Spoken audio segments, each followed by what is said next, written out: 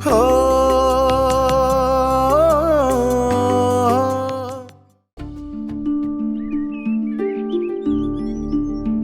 Hello manager, আপনার ঢাল শেষ হইল?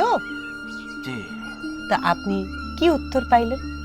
তা আপনি ওই বাড়ি ছাইরা এই বাড়িতে কি স্থায়ীভাবে থাকার চিন্তা ভাবনা করিয়াছেন? জি, জিনিসপত্র সব নিয়ে আসা হয়েছে। না, ঘরের খাট বাদ দিয়া রেণুর মা সবকিছু আনিয়াছেন। তাইলে এবার বলেন আমার কি করা উচিত? ও হ্যাঁ, কি যেন প্রশ্নটা ছিল? প্রশ্নখানা আসিল আমি কি রাগ করে এই বাড়িতেই থাকবো নাকি চলে যাব? অবশ্যই চলিয়া যাবেন, কারণ মানুষের মমতা পাইতে কাউকে কাছে টানে আনতে কখনো কখনো দূরত্ব হয় বাড়াইতে, আর এই মুহূর্তে আপনার চলিয়া যাওয়া হবে গরম মশলার মতো কাজ। ধন্যবাদ, কিন্তু আমি আপনার এই পরামর্শখানা মানিতে পারিলাম না বলে আন্তরিকভাবে দুঃখিত। ঠিক। আমি এই বাড়ি ছাইরা কোথাও যাব না। আমি এই ঘরেই থাকবো, তবে তার ঘরে তার বিছানায় নয়, অন্য ঘরে অন্য বিছানা।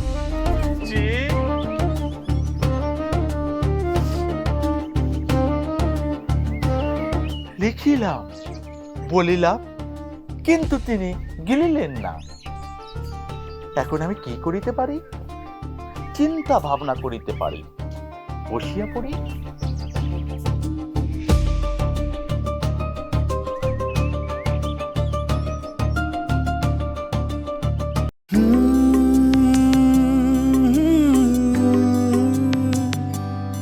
ওরে দুঃখ সুখের এই দুনিয়া, স্বপ্ন ভাঙে ভালোবাসার, চারিদিকে কষ্টের পাহাড়, পাশে নাই তার কে।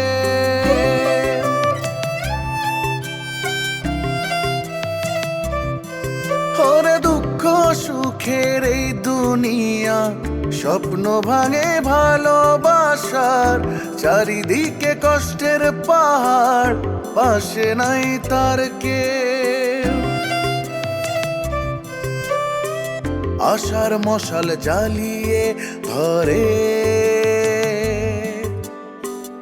আশার মশাল জ্বালিয়ে ধরে, উকিল বাড়ির বউ, উকিল বাড়ির বউ, সে যে উকিল বাড়ির বউ, উকিল বাড়ির বউ।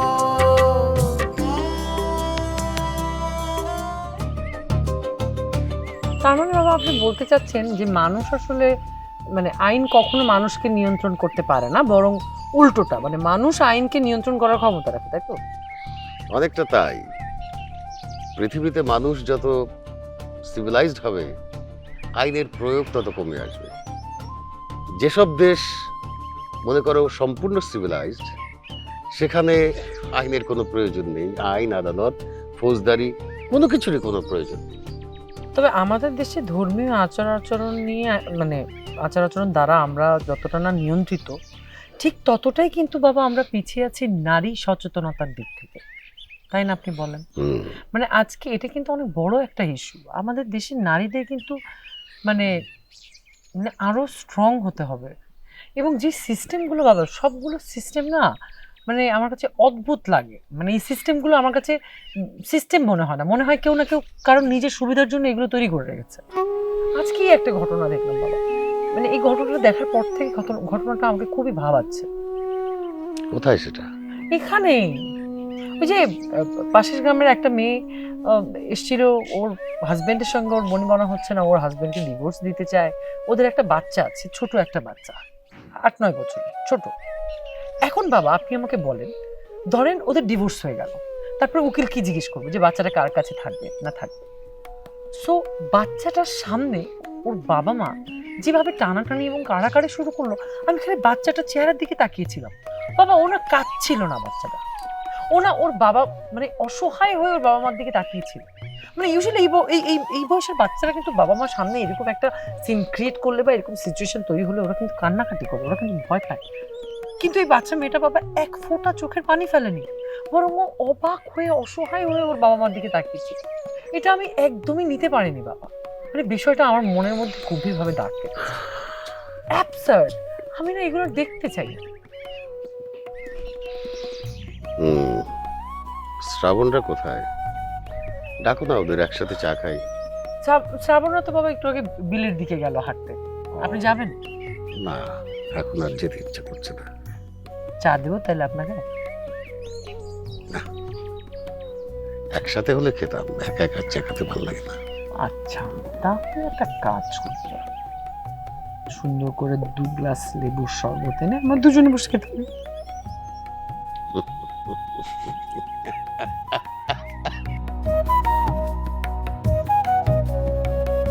তো এতক্ষণ যা পড়ে শোনালাম ঠিক মতো বুঝতে পেরেছেন তো? জি স্যার, সব শুনছি, সব বুঝতে পারছি। আচ্ছা, আপনার এই বিষয়ে আর বলার কিছু নেই তো?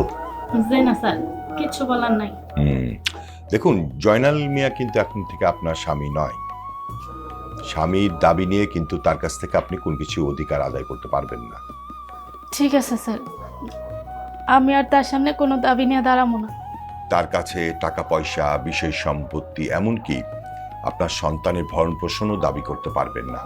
আইন সিগনেচার করার পর সেই অধিকার থেকে আপনাকে বঞ্চিত করবে। বুঝতে পেরেছেন? জি স্যার, বুঝতে পারছি। আপনি কিন্তু ভাবতে পারেন, এখনই কিন্তু এই দলিলে আপনাকে সিগনেচার করতে হবে। তাই আপনি যদি সময় কিনতে ভাবতে চান, সেটা আপনি নিতে পারেন সময়টা।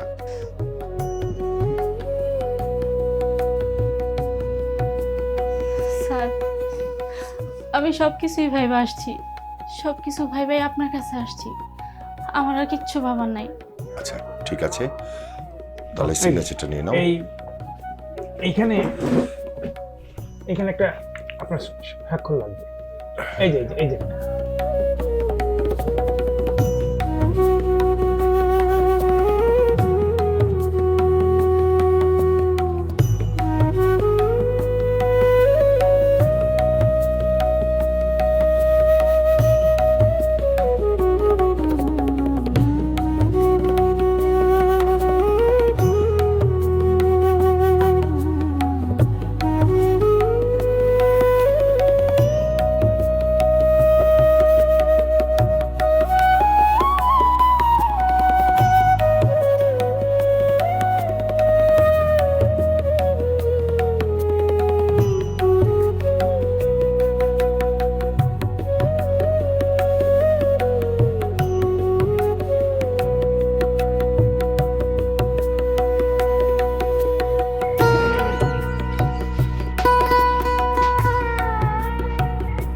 ম্যাডাম বসেন।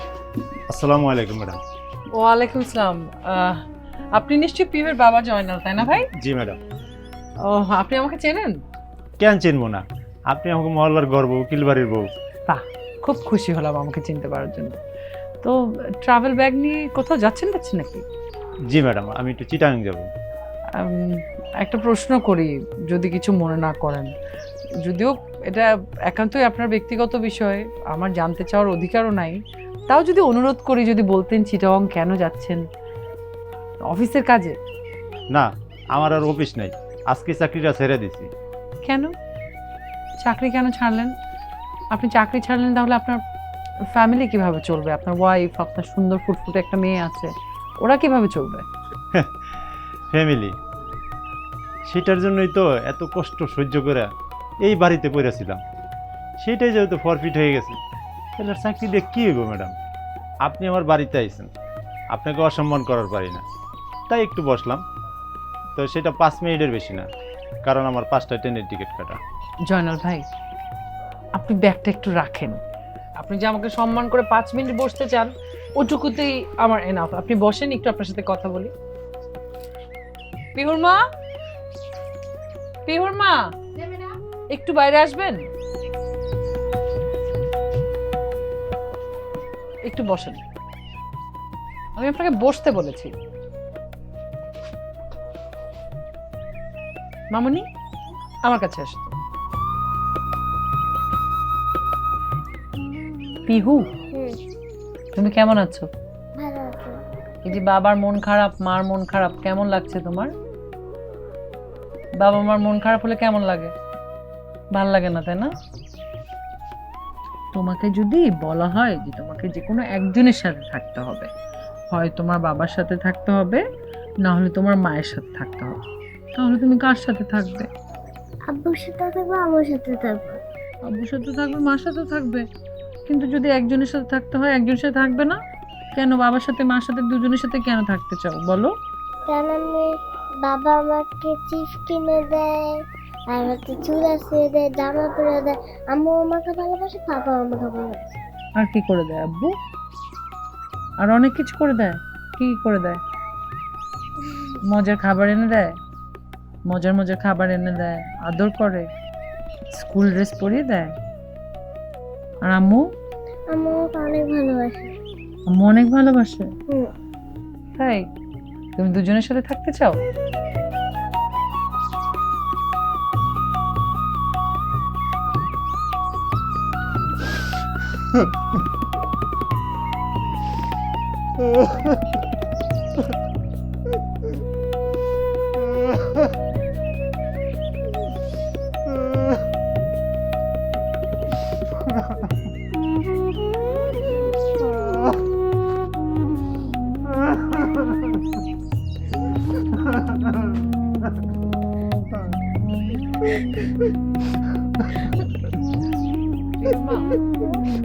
ডিটটা আমাকে এনে দেবে।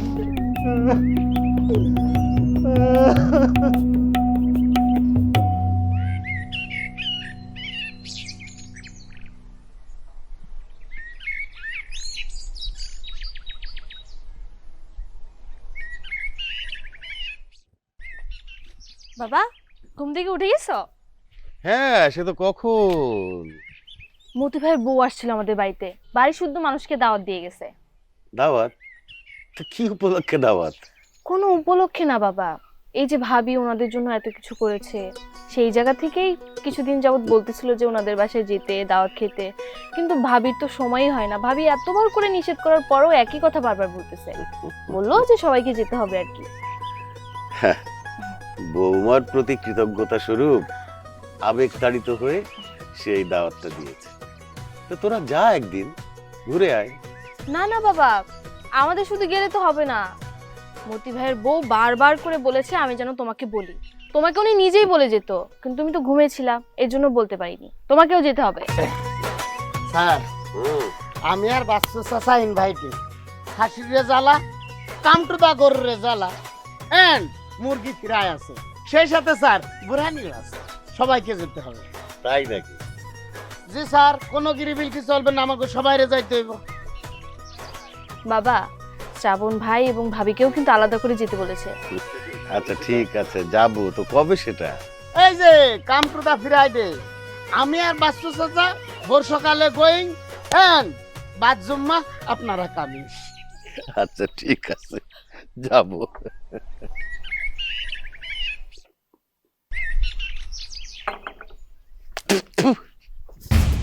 এই চায়ের মধ্যে এত চিনি দিছিস কেন? জানিস না আমি চিনি খাই না? চিনি কি 1 কাপ পড়ছে না 2 কাপ পড়ছে স্যার? আবার কথা কয় চিনি 1 কাপ না 2 কাপ? আমি কইছি আমি তো চিনি খাই না। তুই জানিস না দাওয়াত খাওয়ার খুশিতে চিনি দিয়ে দিছিস। ফাজিল কথা গান দিয়ে যা, বদলাই নিয়ে আয়। খাইলে উপকার হইতো, ডায়াবেটিক্সের জন্য বিশাল। চট ফাজিল কথা গান। থাক বাবা, ওর কথা রাখো না, পাগল। সব সময় জানে আমি চিনি ছাড়া চা খাই। আরে রাগ করতেছো কেন? শুনো, তো মাইন্ড করার কিছু নয়। আমি তোমাকে বুঝাই বলতেছি, তুমি এই বাড়িতে গাছ নিয়ে চলবা। আরে দেখো না, বড় ভাবিকে সবাই মান্য করে, ভয় পায়। কেন বুঝছো না? কারণ উনি গাছ নিয়ে চলে, হ্যাডম দেখায়। তুমি সুযোগ পেলে সবাইকে অর্ডার করবা, ঝাড়ির উপর রাখবা। তুমি ছোট হলে তো কি হয়েছে? উনি যেরকম উকিল বাড়ির বউ, তুমিও তো উকিল বাড়ি, তোমারও অধিকার আছে। কথাটা তুমি ঠিকই বলেছো। আজ সকালবেলা ডাইনিং টেবিলে যে মামা তোমাকে বোকা বানালো, কেন জানো? স্রেফ তোমার দুর্বলতার জন্য। তুমি তো কিছুই বুঝোনি। আমি নতুন এসেছি তো এই বাসায়, সবাই আমাকে পেয়ে বসেছে। কয়েকটা দিন যেতে দাও, এখন আমি আমার মতো হয়ে দেখাবো, তারপর বুঝবে আমি কি জিনিস। তুমি শুধু আমাকে একটু সাপোর্ট করো। অবশ্যই আমি তোমাকে সাপোর্ট দিই। তুমি এক কাজ করবা, তুমি বাড়ির চাকর বাকর দারোয়ান যারা আছে সবাইকে তুমি ফাঁপের উপর রাখবা, ঝাড়ির উপর রাখবা। দেখবা সবাই তোমাকে ভয় পাবে, বুঝছো না? তখন তুমি যা যা বলবা তাই তাই শুনবে। ঠিক আছে, আচ্ছা চলো না তোমাদের পুকুর পাড়ে গিয়ে বসি, সবাই দেখি ওখানে খুব বসে। আমরা তো একদমই যাইনি, এটা কি ভালো লাগে বলো? এই রাতের বেলা তুমি গাছের তলায় যাবা, কোনো দরকার আছে? দরকার আছে, আমি এখনই যাবো, ব্যাস। বাপ রে বাপ, তুমি তো দেখি আমার টিপস আমার উপরে অ্যাপ্লাই করে ফেলছো। জি, আইন সবার জন্য সমান। এখন ওঠো, চলো। হ্যাঁ, কি আর করার, আমার নিচের মাটি তো নিজেই সরাই ফেলছি, বুঝছো না?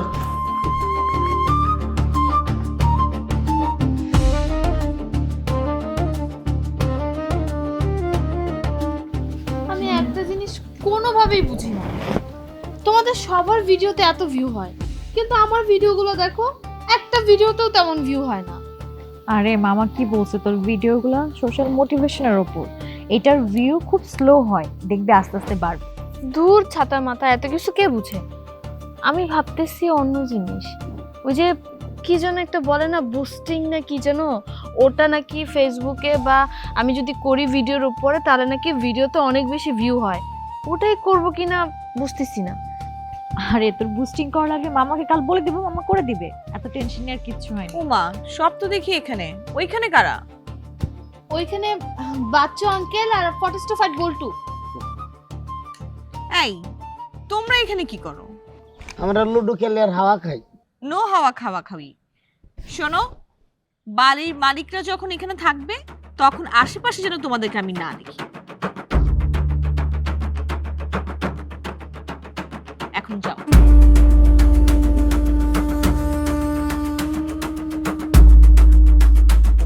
কি হলো? যাও যাও।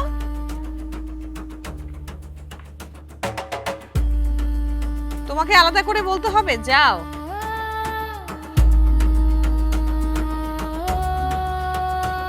ভাবি, বাচ্চু আঙ্কেলকে আমরা বাড়ির সবাই অনেক রেসপেক্ট করি।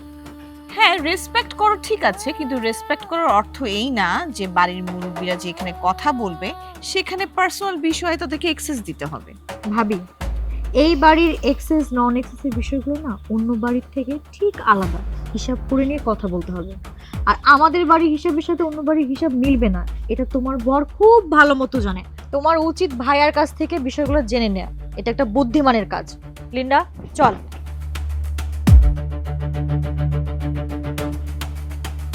তোমার বোন কিন্তু আমাকে হালকা জ্ঞান দিয়ে গেল, তুমি বিষয়টা বুঝতে পারছো? তোমার জ্ঞানে অপরিপক্কতা থাকলে তো জ্ঞান দিবেই সবাই। মানে? ঘরে চলো বলছে। না, তুমি আগে বলো, তারপর ঘরে যাচ্ছি। আরে বাবা, এত রাতে আমাদের এখানে একা থাকাটা ঠিক হবে না, সমস্যা আছে। কি সমস্যা সেটাও তো আমার জানতে হবে। আমি তো দেখছি তোমার সত্যি সত্যি জ্ঞানের অভাব। হ্যাঁ, আমার জ্ঞানের অভাব, আমি কিচ্ছু জানি না, কিন্তু আমরা দুজন এখানে থাকলে কি সমস্যা সেটা আমার জানতেই হবে। আবারও প্রশ্ন করছে, বললাম তো সমস্যা আছে। কি সমস্যা? এই, কিসের শব্দ? এবার বুঝতে পেরেছো কোনো সমস্যা আছে যে? এবার চল। মানে? আবারও প্রশ্ন করছে, বললাম চলো, ঝামেলা আছে এখানে। এখানে আশেপাশে কিছু আছে নাকি? হ্যাঁ, তোমাকে কি সব খুলে বলতে হবে? সমস্যা আছে বলছি, বুঝতে পারছো না? বারবার প্রশ্ন করছো কেন তুমি?